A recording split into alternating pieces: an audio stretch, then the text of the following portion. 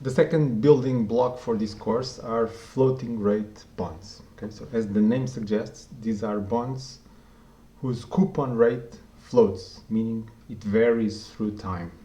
So how does that work exactly? When the bond is issued, the coupon rate is defined to be like this. It's going to be equal to the value of some market index. That means some interest rate that we will observe in the market in the future. And then it may have an additional amount or not. So it may have a spread or this may be zero. Okay. So what is this market index? By far the most common index that is used is the LIBOR rate. Okay. So it will the coupon rate will be tied to the LIBOR that corresponds to the coupon frequency. So if the bond pays annual coupons, this would be tied to the 12-month LIBOR. If the coupon is semi-annual, this would be tied to the 6-month LIBOR, and so on. Okay, so this is the most common, but we can also have any other rate that varies through time. So we could have the Euribor, the Treasury bill, and so on. So as I said in the beginning, the LIBOR rate is scheduled to be terminated at the end of this year. So it will be replaced by some other rate. Hopefully what we will say about this is going to be applicable to this other rate that replaces LIBOR, whatever that rate is. Really what we just need is something that varies through time and that we can observe in the market. Okay. So floating rate bonds are important in themselves. It's a security that exists. But I'm calling this a building block because it's much more important than that. Meaning, these tools that we will develop here for floating rate bonds are actually the tools that we will use to understand the derivatives markets, like the interest rate swap market, which is a huge market. So that's why this is important, because it's going to allow us to compute the duration, to price, to do all sorts of things with derivatives, interest rate swaps, and other derivatives. Okay. Okay, so some details about how the coupon works.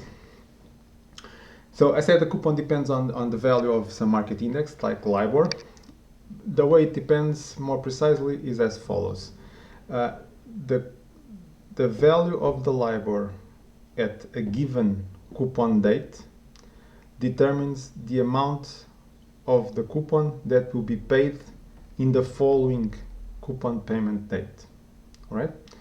So suppose, like this example we have here, we have a bond that pays annual coupons at LIBOR plus 0.3% on the 15th of January each year. Okay?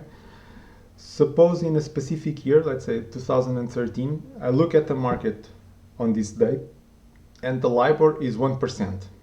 So what that means is that 1 year from now, 15th of January 2014, the coupon rate will be equal to that LIBOR, 1% plus 0.3. So 1 year from now, the coupon, 1 year from 2013, the coupon would be 1.3%. So what this means is the following. At any point in time, I always know the value of the next coupon, like in this example here, but I never know the value of the coupons after that.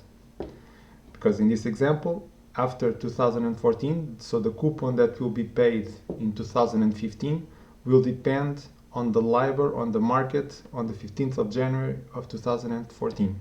So before this date, before 2014, I do not know the value of the coupon that will be paid in 2015, 2016, and so on. Okay, so as you can see now, we are in a totally different type of environment, right? So we will have to price an asset whose cash flows are not known. All right.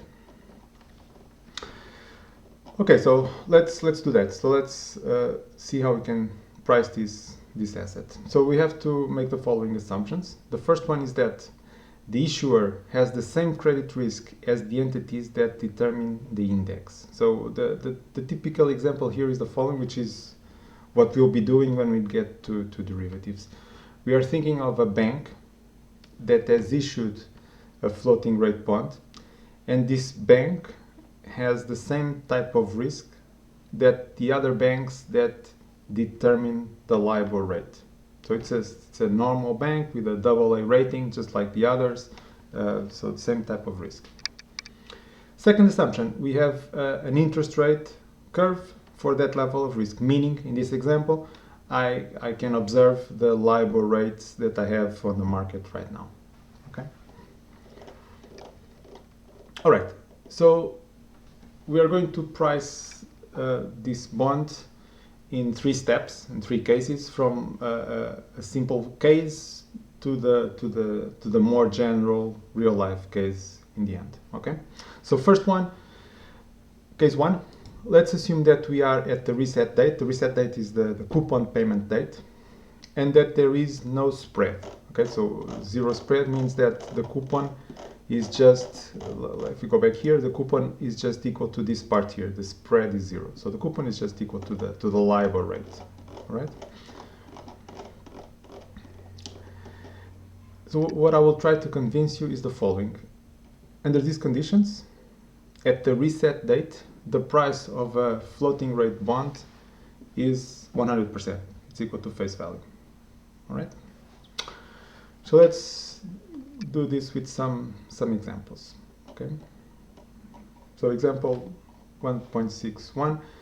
Let's think of a 0.5-year floating rate bond. So this means what? This means that there is 6 months until the maturity of the bond, and that the bond pays semi-annual coupons at the 6-month LIBOR, so no spread. Okay. I look at the market today. Right now, the LIBOR is 4%. This same LIBOR, the 6-month rate is 4%. Okay. So I know that the coupon that will be paid 6 months from now, when the bond matures, is going to be 4% plus 0. There's no spread. Okay. So I want to find what is the bond price. Let me open the timeline here. 6-1.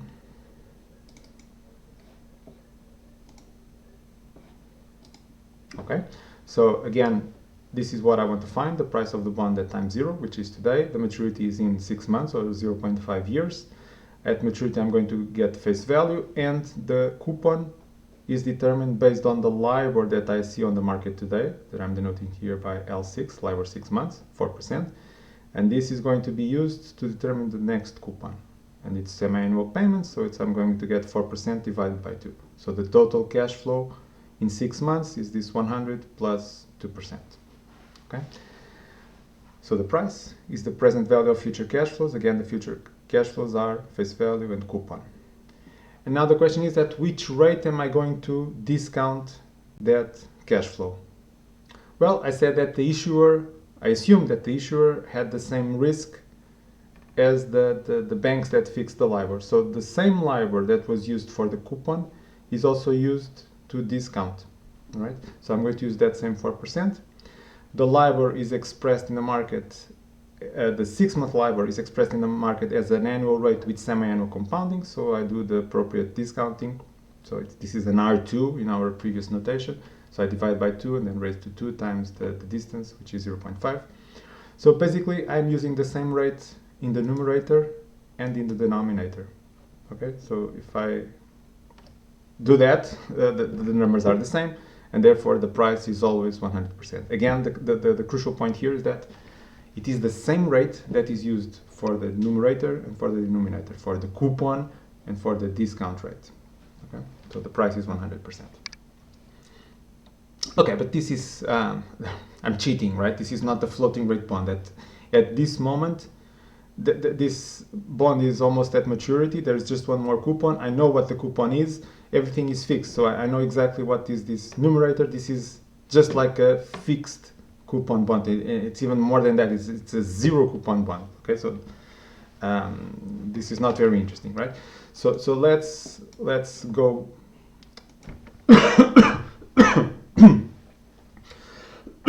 Excuse me. Let's go back 1 year so that this really becomes a floating rate bond. So let's assume that I am not at 6 months before maturity, but I am actually still 1 full year before maturity. So I still have 2 more coupons to go. Okay. So now this is really a floating rate bond, because at this moment I do know what is going to be the coupon 6 months from now, but I do not know what is going to be the coupon 12 months from now, the last coupon, the final one, okay? So that one is random, okay? There is no way of knowing this number. As of today, I have no way of knowing what will be the LIBOR on the market 6 months from now, okay? So I cannot use the typical tools that we have to find the bond price, because I cannot discount cash flows which are not known. So that's why this is interesting, because we have to use a totally different approach to price this bond, okay? So the procedure we're going to use is called backward induction. Let me open the timeline.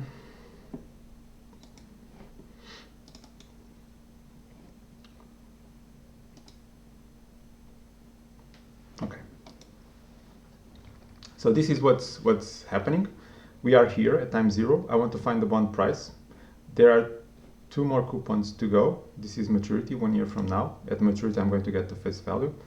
And the coupons that I have are the following. So 6 months from now, I'm going to get the LIBOR, or whatever the index is, but in this case it's LIBOR. I'm noting it here with an I. That the coupon that is going to be paid at 0.5 depends on the value of the index or the LIBOR at time 0, 6 months before that, so at this date here. So this one I know. I can look up the newspaper or open up the Bloomberg screen today, look at the LIBOR for 6 months, and let's say it's 4%, okay? So that one is going to be paid here, divide by 2, the cash flow will be 2%, okay? Again, the problem is that there is no way of knowing what will be the coupon at time 1, because this will be the LIBOR that will be on the market at this moment, okay? And this one, since I am here, I have no way of knowing what will be the LIBOR, the 6-month LIBOR 6 months from now, okay? So this is random, and I'm noting this with the tilde here. All right, so again, what is the procedure? This backward induction is the following. I'm going to start at the end, and I'm going to go backwards. So I am going to assume that instead of being here at time 0, I'm already here at time 0.5, okay? I'm 6 months before maturity. If I am there, I can look at the LIBOR on that date. So I can open the Bloomberg screen or the newspaper now and see what is the LIBOR, okay?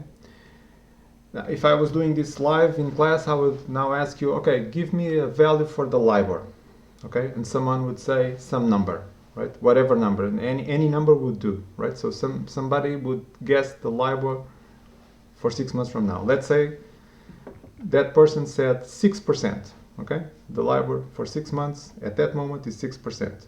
Okay, so that fixes the coupon, the next coupon, 6%. And like we did in the previous example, that also fixes the discount rate. So it's exactly the same example as the previous example, 161. We are using the 6% in the numerator and the denominator, and therefore the price of the bond at that moment is going to be 100%. Okay? So again, the point here is that whatever number you throw at me, 6%, 4%, 10%, whatever LIBOR, I'm always going to use that number in the numerator and the denominator. So if it is 6% or 10% or whatever, it does not matter, the price is always 100%. Okay? So I've concluded that the price of the bond at the next reset date has to be 100%. All right. So let's step back, because I'm not at 0.5, I'm really now today at time 0. Okay? So I want to find the price of the bond today. All right, so what do I know? I know that the LIBOR on the market today is something I can observe, say 4%. That LIBOR of 4% is going to determine the coupon that's going to be paid at 0.5. So when I get to 0.5, what do I have? I have an asset that will give me a coupon of 4% divided by 2, and that will be worth this 100% that we determined before. Okay? So as of today, I can think of this floating rate bond as a fixed rate bond that is going to pay me 100% plus the coupon. And I know the discount rate, 4%, so I can do again this discount of the 100% plus a coupon of 4%, and again discount at the same 4%. Yes, discount at the same 4%, divided by 2, that's 1.02. All right, so again, this gives me a price of 100%. The price today of the bond is 100%. Again, let me repeat this. This is a very interesting tool because I did not have to guess what will be the value of the LIBOR in the future. Whatever that number turns out to be, it does not matter. The price of the bond is always 100% today. Okay?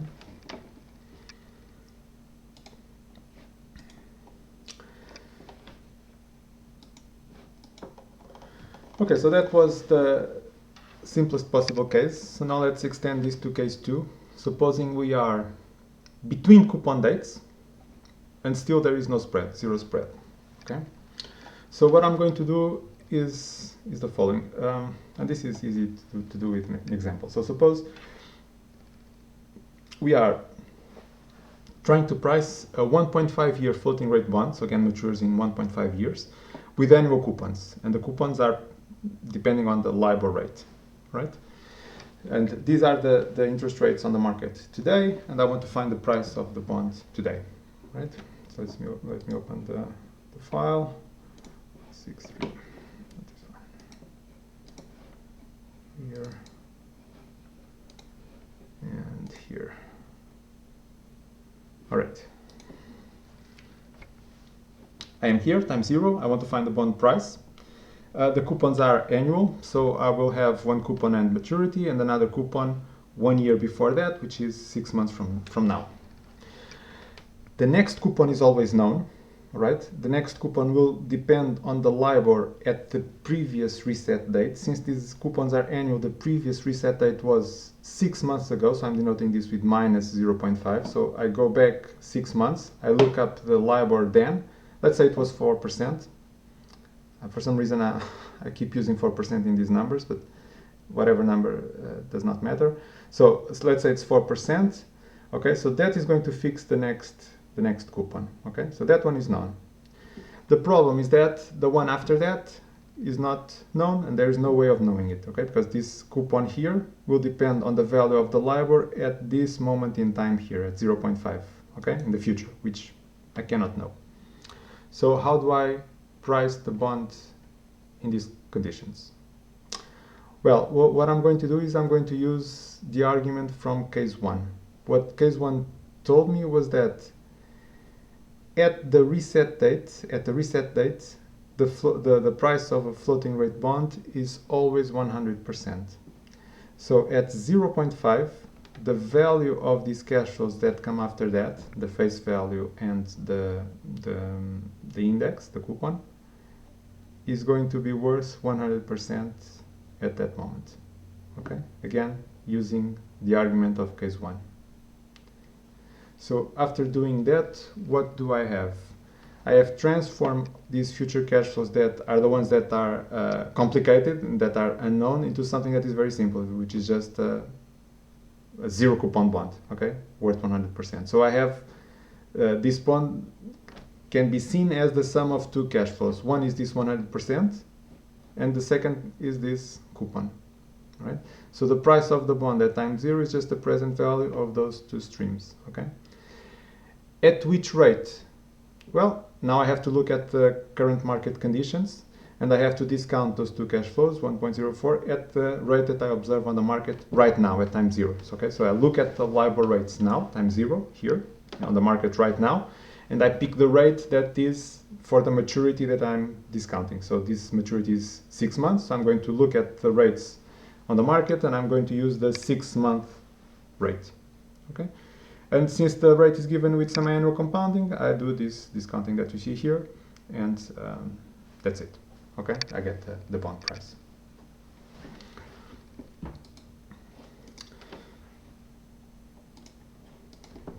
Okay, finally, the full general case. So now case 3 is, I can be at any moment in time between coupon dates, and I can have a spread that is not 0, okay, positive spread. So what I'm going to do is to decompose this asset into several parts and then apply again the same reasoning that we did in case one. All right, so let's do this with an example. It's a 125-year floating rate bond with semi-annual coupons, okay? And now there is the spread, so this is the difference between the previous case, okay? So I have the index, the 6-month LIBOR, because these are semi-annual coupons, but also an additional spread of 1%, okay? These are the rates that I observe in the market today, and I want to find the price of the bond at time zero today.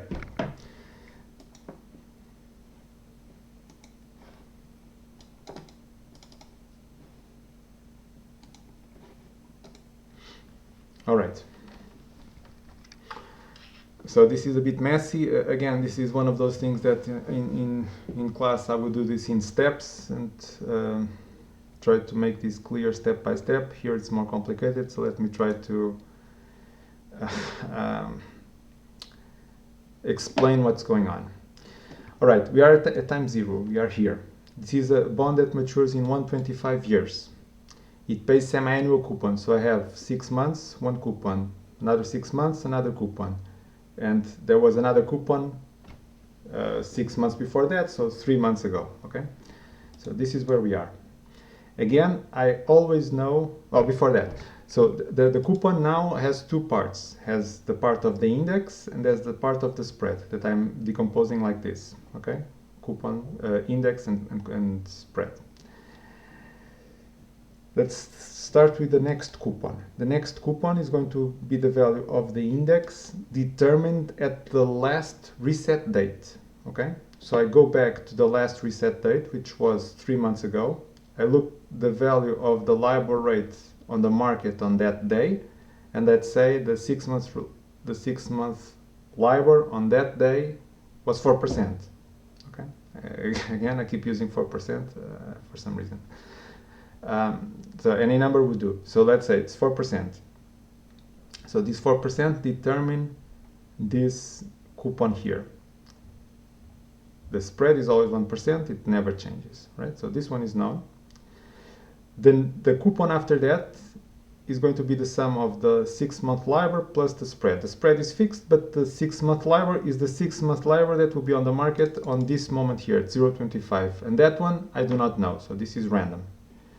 The next coupon, the last coupon, will be the value of the LIBOR at 0.75, which again I do not know, and therefore this is random. Okay, so this is an asset that is hard to price because I have two cash flows here which are random. I cannot know them. This I here and this I here. So these two LIBORs. Okay, that will depend on whatever happens in the future.